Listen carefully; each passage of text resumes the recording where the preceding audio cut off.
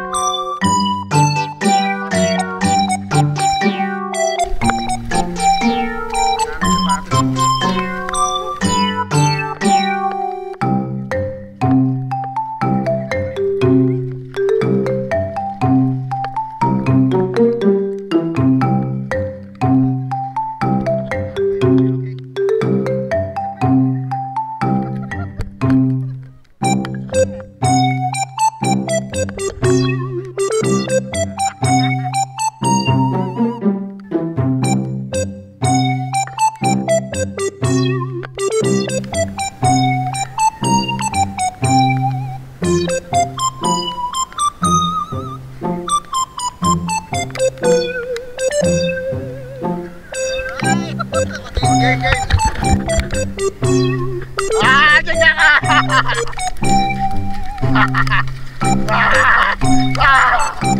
Ang lamig!